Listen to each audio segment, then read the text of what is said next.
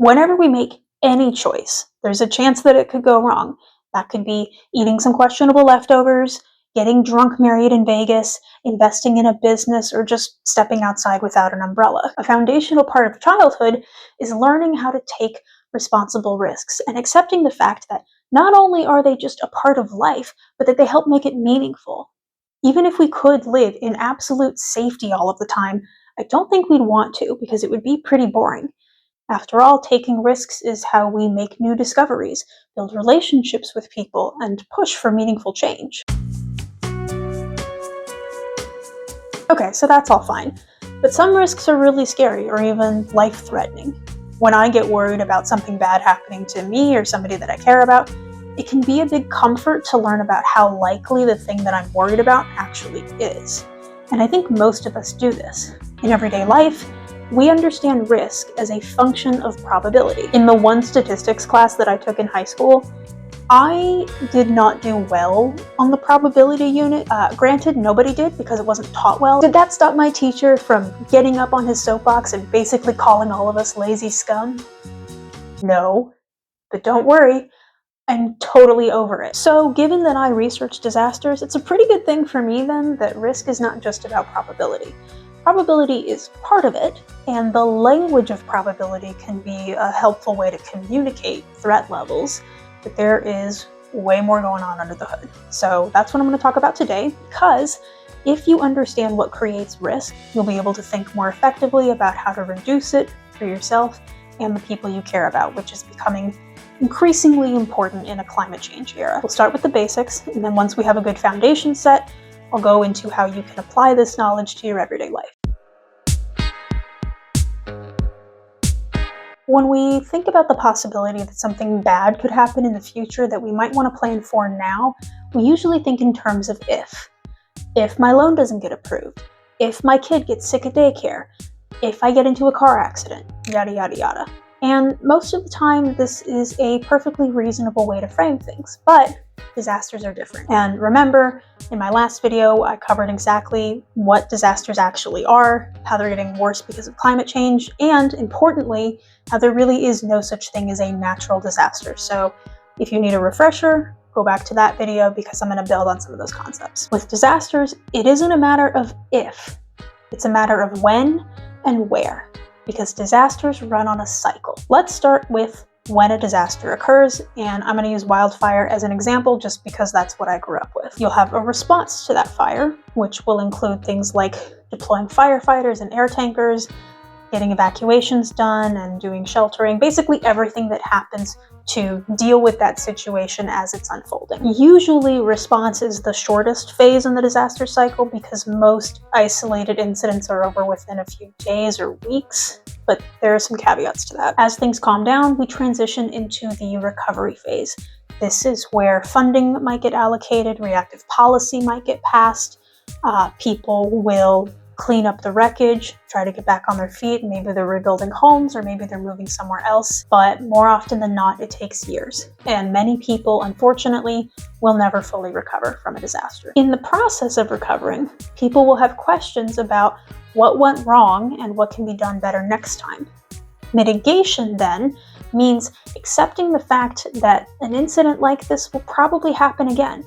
And therefore, you should do what you can now to minimize or eliminate risks for that type of incident while you can. In the case of wildfires, this might mean things like prescribed burns and removing hazardous fuel, active forest management, and careful urban planning about expansion into forested areas. At some point, though, you'll have to reckon with the fact that you cannot mitigate everything. And this can be for a lot of reasons. It might physically not be possible to do an intervention. Maybe the forested area you want to reach and do prescribed burns in is too dense and inaccessible.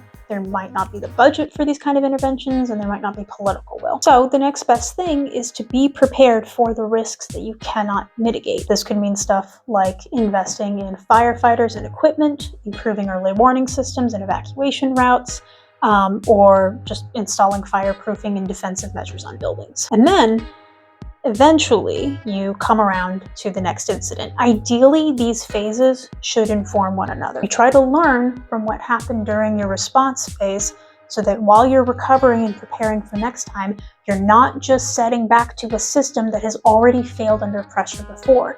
You need to improve with each iteration. But that doesn't always happen, and some would argue it rarely does. Now, there are a few things to keep in mind. The time scale between these phases can vary a lot. Some parts of the world are used to seasonal hazards, like monsoons in Bangladesh, for example. Other hazards might not crop up for generations. I'm from the Pacific Northwest, where we really like to freak out about the Cascadia megaquake. If you don't know what that is, there's this subduction zone over here. There's the Juan de Fuca plate. It is slipping under the North American plate. The last time it triggered an earthquake was in 1700, and it's been building up pressure ever since. So eventually, when it does slip, it will probably be pretty catastrophic. We're talking easily the worst disaster in American history, with an estimated death toll of 27,000. And for comparison, Hurricane Katrina killed, I think, about 1,300 people. So, yeah. As an aside, if you want me to do a video that's just a deep dive on the Cascadia quake, let me know. The main point is that for some types of hazards, generations can pass before the next incident hits the same general area, or you might have a long-term crisis like the Dust Bowl. But the other thing that I talked about in my last video is that one of the effects of climate change is that disasters are becoming more frequent. So that means that recovery period is getting shortened in many parts of the world, and so you don't have as much time to recuperate and recover before the next hit. It might also not be the same type of disaster that hits next. Vocab alert: the other two complicating things that come into play here are cascading disasters and multi-hazard events. Cascading disasters basically are what happens when one hazard triggers another. So with wildfires, often after the fact in a burned area, you have an increased risk for landslides because the vegetation that was holding the soil in place is burned, and now you're at an increased risk of erosion.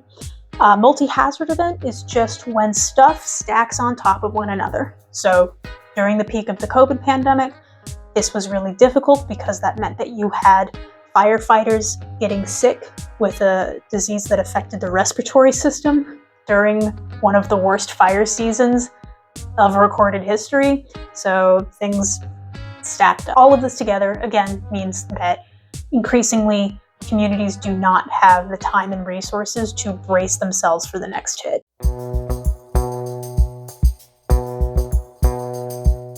Okay, I'm going to run through 3 different models of risk, and each one will build on the next. So the first is easy. You may have already seen this somewhere before. This is a basic risk matrix. This model understands risk as probability, like we've already discussed. You compare how likely something is to occur against how bad it would be if it happened, and that gives you the general level of risk.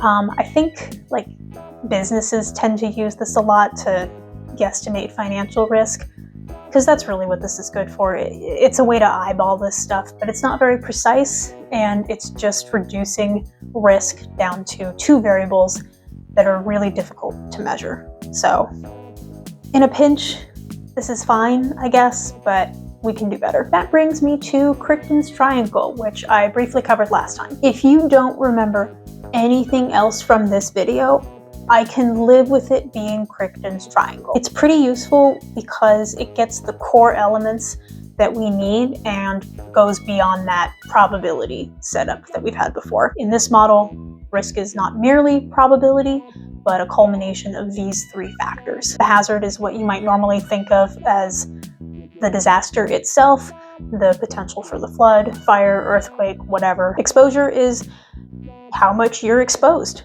to the hazard.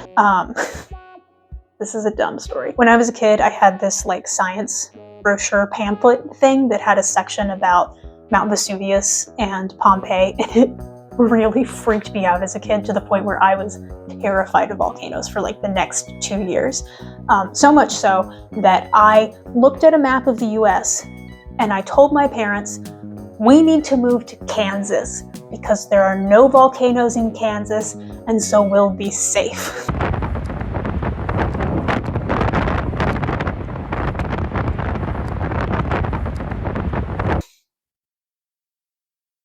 I was trying to manage exposure. Vulnerability is roughly how vulnerable you are to a hazard if you are exposed to it. Like remember from COVID, we had a lot of discussions about more vulnerable populations who would suffer worse impacts if they were infected with the disease. Same thing. I really like Crickman's triangle as a snappy, fast, straightforward way to explain disaster risk as something that is a little bit more complicated to people who don't spend a lot of time studying or intensely thinking about this stuff, which is understandably most people. Like, if you're not ever going to do a deep dive on scholarship or policy or whatever, this is all you need. But one flaw with this model is that it doesn't really explain the relationships between these factors. So for that, we need something more comprehensive. This is where the pressure and release model, or PAR, comes in. Last time I told you to remember the name Ben Wisner. I still don't know if it's pronounced Wisner or Wisner. So Ben, if you're out there, can you tell me how to pronounce your name? Anyway, good old Benny boy, once again, gets cited in pretty much every disaster paper that I read because of this model and the report that he published it in, along with his fellow researchers. It's this, by the way, at risk. If you would like to read it, it's pretty good, not too difficult to get through, and I'll leave a link in the description for it. Let's dissect this. First, note that this is called the progression of vulnerability. This model hones in on vulnerability as the prime driver of disaster risk. You can think of it like a nutcracker. On one side is the vulnerability, on the other is the natural hazard. When they come into contact, there is pressure to crack the nut, and the moment that it cracks, that's the disaster getting set off. Importantly, here vulnerability is not understood as one static element. There are different layers to this and different temporalities. You might not be vulnerable in the same way over time, right? Like maybe you get injured one day and from that point on, you have difficulty with mobility. Your level of vulnerability has changed. Or you get a promotion and now you make way more money. Your financial vulnerability has changed. So things fluctuate over time. First, we have root causes. These are the big scale social, political, cultural, economic forces that tend to be historically entrenched. They relate to the distribution of power and resources and often deal with underlying ideologies and economic systems. Those root causes lead to dynamic pressures that can play out at local, national, and global levels. An example of this might be we have an economic root cause in the form of the Industrial Revolution. This leads to the dynamic pressure of rapid urbanization because people start moving to cities for factory work. These dynamic pressures finally manifest in unsafe conditions like crowded and unhygienic tenement housing, poor working conditions, child labor. You get it. When all of those things come into contact with a hazard, they create disasters like cholera outbreaks, the Triangle Shirtwaist Fire. Again, you get the idea. If you're paying attention, you'll have noticed that I called this the pressure and release model, but this is just pressure. A+ for you, aren't you observant? This is where understanding the relationship between risk elements becomes very handy. If we understand what winds pressure up in the system, then we can logically make inferences about what we can do to cool it back down. There are other good models out there, but this one is kind of the gold standard of disaster risk reduction research because it so heavily emphasizes the relationships between social drivers and hazards. So the fact that this model makes a point of including root causes and emphasizing the role of vulnerability is really important because it gives us a sense of where we can meaningfully intervene to release pressure from the system. Here's our release model.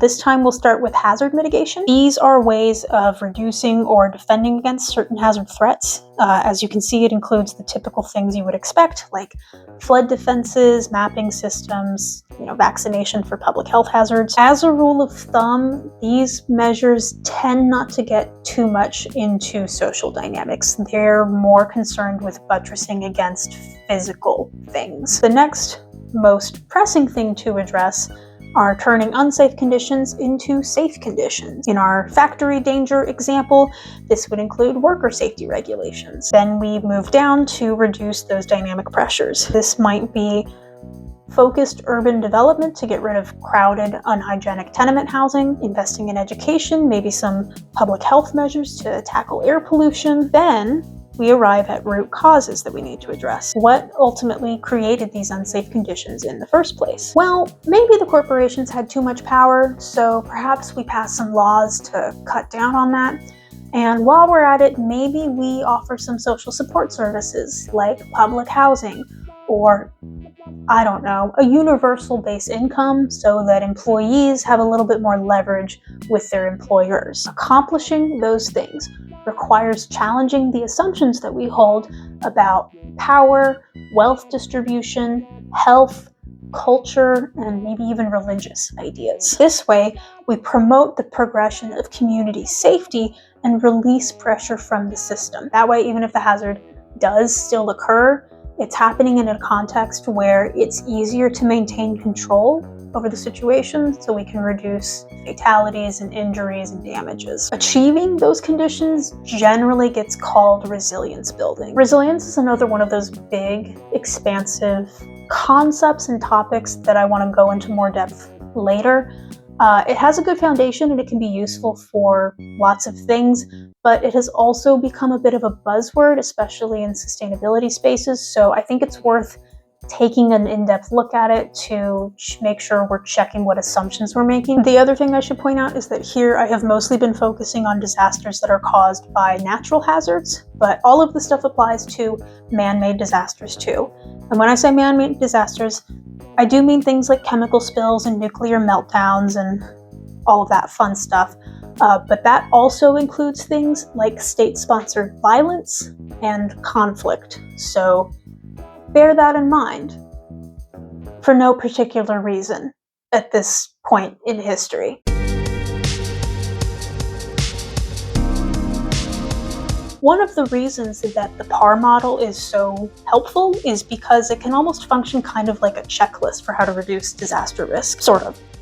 I'll have a lot of caveats to that when I get to my vulnerability / maybe resilience video later, but don't worry about that yet. This model also shows you how even initiatives and policies that are not explicitly about dealing with disasters, like poverty reduction measures, can have the knock-on effect of releasing pressure from the disaster system. So where does that leave you? Well, if you do any kind of work or volunteering in any area that does any form of social good, congratulations, you are doing disaster risk reduction. Keep it up, champ. That could be volunteering somewhere, doing litter pickups, growing a garden of native plants, checking in on your neighbors during hard times, advocating for a political issue, attending a protest, doing things to protect your neighbors, or even just reducing your consumption. If you are like me and you often feel torn and overwhelmed by how many different really important causes there are, I hope you can take solace in the fact that you can just pick one, knowing that it will likely have a positive effect on at least the disaster and climate change space. If you would like to do more to mitigate, prepare for, and adapt to disasters in our climate-changed world, you can use the PAR model as a source of inspiration to find and think of things that you can do for yourself, your friends, or your community at large. If you're still feeling overwhelmed and don't quite know where to begin with this, I have a few starter suggestions. Number one, for my viewers in the US, you can join your local community emergency response team, or CERT for short. CERT is basically a program where you get disaster preparedness training and you can go out and use it to help members of your community. I underwent the basic training program for the Portland chapter, which is called the NETS, and it was such a great experience. I went with a buddy and it was just like a cool, fun thing for us to do as friends, and it was really great to see all of the other people in my community who also cared about this stuff. So you also get something out of it, just in the form of like meeting cool people and having a good time. And the skills that I learned were genuinely really useful. We covered things like first aid and search and rescue and radio operations. So if you can find an active chapter, great resource. If that's difficult for you, you can also access the CERT Basic Training Manual, and it's also available in Spanish, Chinese, Korean, and Vietnamese. Now, I'm not sure how certain changes to FEMA recently may have affected the CERT programs, but you can at least still find the educational materials. You can also look at a nonprofit group called Communities Responding to Extreme Weather, CREW for short. They promote local leadership and adaptation to climate change, I think primarily through their hub system. Their climate hubs can be anything from a church to a public library to a community rec center, and they're basically places where you can form a group and offer educational resources about dealing with climate change, or during an active emergency, provide physical shelter, food, and other sort of emergency response systems for your community as well. Links for both of those will be in the description for you to explore. There are a bunch of other organizations out there with resources and trainings and other things that you can do. FEMA has some free online courses at time of recording. But if that's not really your speed, or you can't find a group you quite jive with, you can sort of improvise as well too. Maybe you can go contact your local fire department and organize some sort of educational workshop. I know that they'd like to do that a lot for kids anyway. Or it doesn't even have to be that complicated. Maybe you just invite your friends over for a disaster dinner party where you assemble go bags together and make some emergency plans. The important thing here is to be a little bit of a social butterfly. I know I am introverted too. It's hard, but it is worth it, because disasters, contrary to what movies would have you believe, really do bring people together, and it is social ties and bonds that get you through hard times. So if you can build those now, it is only to your advantage. And lastly, on that note, I would really love it and appreciate it if you would share in the comments either something you now realize you're already doing that reduces disaster risk, or something you now think you might start doing. And my hope is that if people sort of share that together there, they can be a source of inspiration for one another, and we can build some momentum on these things. Thanks for watching, and happy risk reducing.